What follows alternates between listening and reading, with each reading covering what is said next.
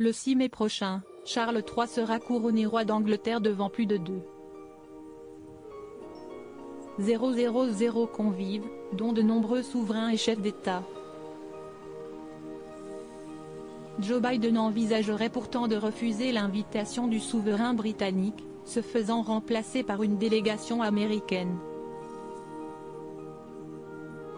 C'est un événement hautement historique qui se déroulera en l'abbaye de Westminster le 6 mai prochain.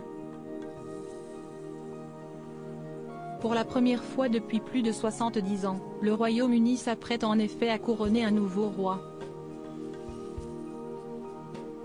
Monté sur le trône le 8 septembre dernier suite au décès de sa mère Élisabeth II, Charles III va donc être sacré devant les caméras du monde entier, mais pas seulement. Plus de 2000 personnes sont attendues au sein de Westminster, contre plus de 7,000 le 2 juin 1953 pour celui de la reine. Reste à savoir précisément qui sera présent sur le banc de l'abbaye. Le doute subsiste encore, même au sein de la famille royale elle-même, si le prince Andrew sera bien présent malgré sa mise en retrait. Le prince Harry et son épouse Meghan Markle n'ont toujours pas officiellement répondu à l'invitation.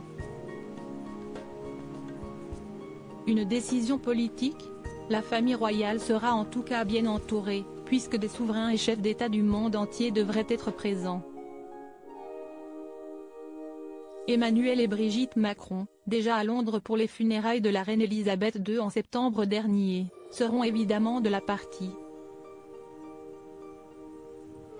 Tout comme les 3 présidents de l'Union européenne, Ursula von der Leyen, Roberta Metsola et Charles Michel.